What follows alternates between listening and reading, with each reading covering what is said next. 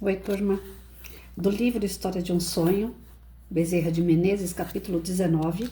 Havia em mim alguma coisa que me distraía das ocupações habituais, sempre queridas e agora sem maior sabor. Eu tinha uma vaga intuição de que algo fora do meu entendimento ruminal me preocupava e produzia aquela distração. Quantas vezes nos acontece caso igual, sem que todo o nosso saber, todo o saber humano possa de longe explicar? Eu estava preso ao quadro que estudava, enquanto desprendido, e meu ser misto nada sabia, porque nem sempre lhe é dado receber todas as impressões. Vê, estuda e aprende, falava o guia. Namorado do furioso chefe, instigado pelo cruel inimigo do filho para mortificá-lo, tudo era desolação, porque todos ali amavam o moço condenado. Não houve rogos e súplicas que abrandassem a furiosa raiva do assanhado tigre. Ao contrário, dir-se-ia que eram óleo atirado à fogueira, pois quanto mais lhe falavam em compaixão, mais ele se exaltava no perverso desejo que lhe parecia delicioso néctar. Os espíritos atrasados sempre prazer... Gente, desculpa. Os espíritos atrasados sentem prazer no mal. O gozo dos bons é inerente à natureza de suas alegrias. A daqueles é de impressão desagradável, de amargura que, se não lhe tira o valor, não deixa de perturbá-lo. É bebida tomada em temperatura de queimar as faces. A destes é filtro incomparável que dá a alma sentimentos tão doces e suaves que inebriam, sem mescla de azedume. É um canto divinal de ave do paraíso. O poderoso chefe sentia, pois, o gozo de esmagar o miserável que desonrara, que desonrará, é que está sem acento, desonrará seu nome. Mas aquele gozo tinha o sabor amargo, tênue, como o raio do sol nas trevas. Lá no mais profundo íntimo subsistia, embora que amortecido, o sentimento de paternidade que os próprios brutos exercem maior ou menor império. O miserável que manchara seu nome era seu filho, enquanto o espírito das trevas soprava-lhe o orgulho e a vaidade para fazê-lo instrumento de sua vingança. O espírito da luz, aquela mulher enviada pelo anjo da misericórdia, agitava e alentava com seus fluidos os restos amortecidos do amor paternal. Na lava do primeiro militavam todos os instintos ferozes daquela natureza atrasada. A favor do segundo falava apenas o sentimento, embora ainda grosseiro, que aceita seu trono em todo o coração animal. Acima de tudo, porém, estava a misericórdia do Altíssimo. Já se preparavam os instrumentos do martírio, o programa da tremenda execução estava formulado, não faltando sequer os nefandos agentes.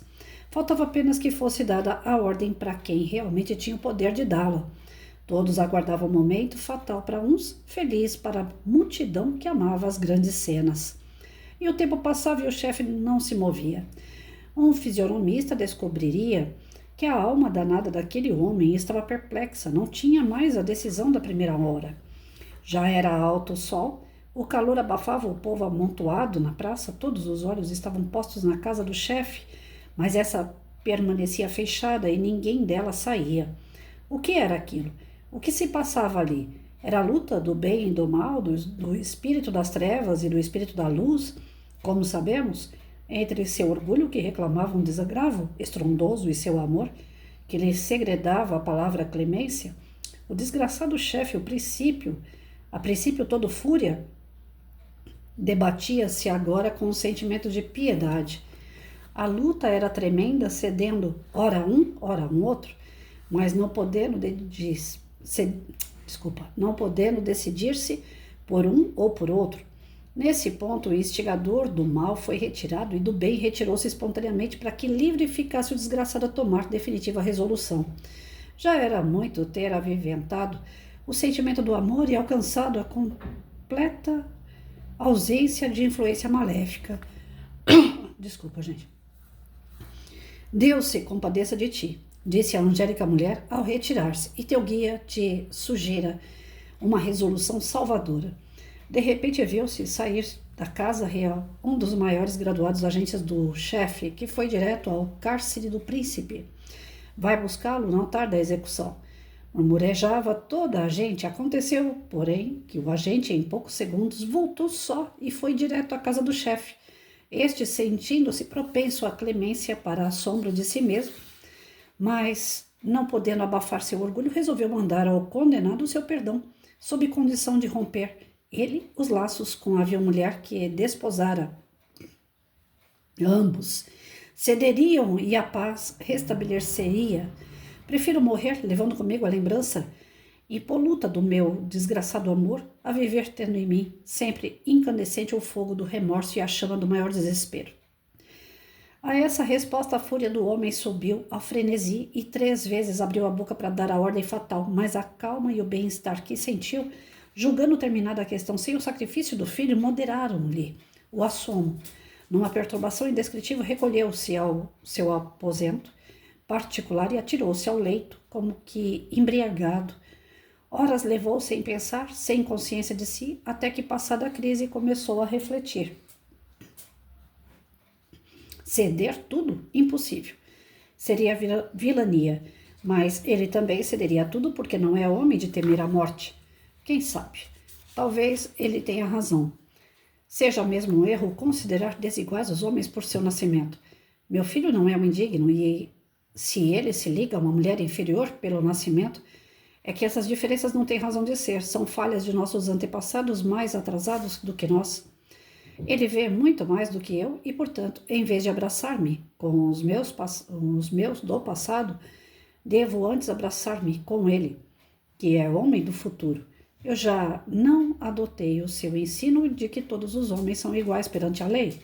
Por que não adotar a opinião de que não há alguém superior nem inferior pelo nascimento que não depende da própria vontade? E é como ele pensa que eu sinto. Condenei-me. Condenando, prossegue o pai, mas vou reparar o mal que fiz. Vou chamá-lo a mim, vou consagrar o seu ato, extinguindo as classes em meio império e proclamando o grande princípio por ele revelado ao mundo, o da igualdade de todos, em todas as relações sociais. Oh, como me sinto bem! Está, pois, resolvido. Vou eu mesmo buscar meu filho e pedir-lhe perdão do mal que lhe fiz. A nuvem negra que envolvia o cérebro daquele homem desfez-se com a geada, ao calor dos raios do sol. Tal é o efeito de toda boa resolução.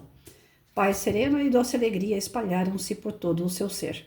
A angélica mulher que assistia o condenado sentiu a boa resolução, que não podia atribuir senão à misericórdia de Deus.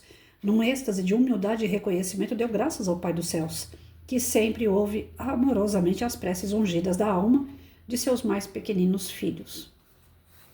Então a gente percebe que, dentro de uma decisão, sempre existe a influência do bem e do mal. Sempre. Sempre nós vamos, enquanto nós estivermos encarnados, nós somos espíritos inferiores. Por ser espíritos inferiores, nós estamos sujeitos à influência dos espíritos maléficos, os zombeteiros, os espíritos que se assemelham à nossa vibração energética, que também não têm muito conhecimento, que às vezes nem o mal eles desejam, mas eles ainda não têm o conhecimento do bem. Não praticam o bem como realmente deveria ser. Mas também nós temos a benevolência de Deus que traz os bons espíritos que nos trazem também intuições para seguir o caminho correto, que é o caminho de Cristo. Nessa de seguir o caminho do bem e do mal, cabe a nós o nosso livre-arbítrio. O nosso livre-arbítrio ele pode ser auxiliado através de prece. Uma terceira pessoa nessa história, geralmente as mães fazem isso pelos filhos, né? Oram para que eles tenham boas intuições, para que eles possam ter boas escolhas, que eles decidam pelo bom caminho.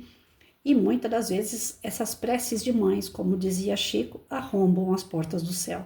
Ajudam seus filhos a encontrar o caminho correto, o caminho do equilíbrio, sem você se envolver ainda mais com situações que venham prejudicar o seu equilíbrio e o seu adiantamento moral. Então, o que cabe para nós diante dessa situação? A gente já entendeu que a prece pode nos ajudar nas boas escolhas. Se envolver no campo mais evoluído, se envolver nas energias mais salutares, nos ajudam a tomar atitudes.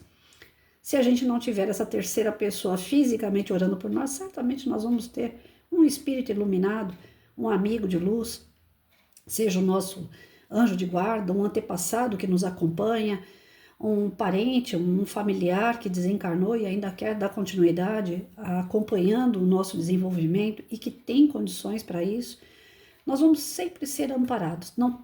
A gente não tem que ter medo quanto a isso.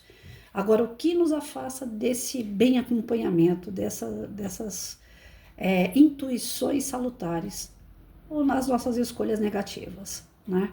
O nosso orgulho, nosso egoísmo sempre nos leva às escolhas mais erradas, as quais lá na frente a gente vai se arrepender. Naquele momento a gente acha que é o mais correto, mas lá na frente a gente vai falar, poxa, podia ter evitado isso.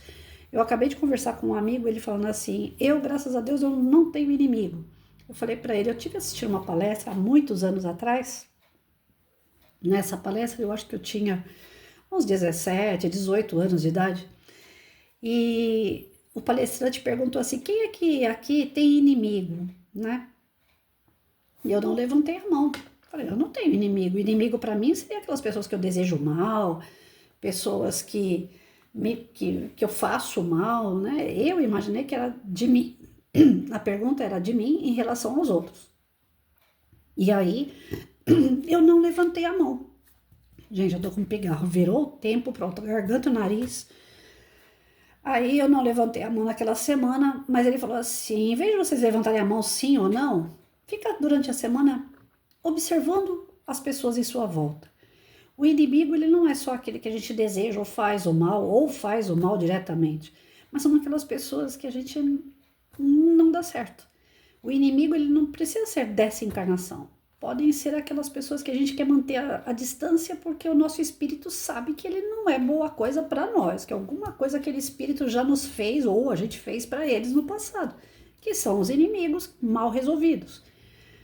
E aí eu fui para casa naquela semana e comecei a observar todo mundo em minha volta. Eu observei que na rua eu não topava aqueles moleques que brincavam na rua, soltavam pipa, jogavam pipa para dentro do quintal, incomodando meu cachorro, incomodando o familiar doente. Eu não topava com pessoas no meu meio de estudo.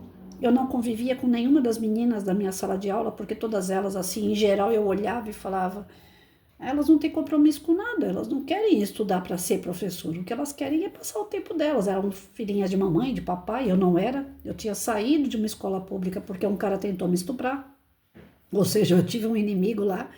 Cheguei na escola, eu comecei a criar inimigos, porque eu não entrava no grupo dessas meninas. Depois eu comecei a criar inimigos na rua de casa, não convivia com aquele pessoal também, que não queria estudar, que não queria evoluir. E assim foi indo até que eu percebi que, inclusive, o tratamento entre eu e minha mãe também não era de muita amizade. Eu falava, nossa, eu tenho uma inimiga dentro da minha própria casa, né? E aí, na semana seguinte, eu fui para a palestra novamente, ele tornou a fazer a pergunta, gente, lembra que semana passada eu perguntei para vocês se vocês tinham inimigos?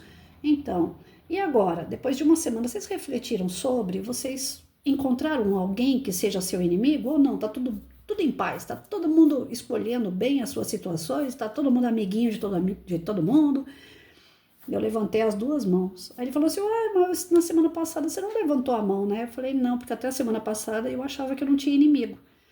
Mas é tão tênue essa linha do amigo e inimigo, né? Que aí eu fui observando os detalhes. E eu tô cheia de inimigos, tô lotada de inimigos. Não pessoas que eu quero fazer o mal ou que diretamente querem fazer mal para mim, mas pessoas que eu não topo. Então, se são pessoas que eu não topo, pessoas que eu não quero conviver, pessoas que eu sinto uma energia ruim, certamente são meus inimigos. Então, o que a gente aprende? Que é tão, assim, sutil as investidas do mal na nossa vida, que muitas vezes a gente até cede a ele, achando que é algo bom. Para a gente saber se é bom ou ruim, o que vai fazer a gente saber discernir melhor, né? São as nossas influências espirituais. As nossas influências espirituais nos trazem intuição, nos ajudam nessa escolha. Mas para que eles venham nos ajudar, primeiro nós temos que nos ligar com eles. E através do quê? Através da prece, né? Bora lá?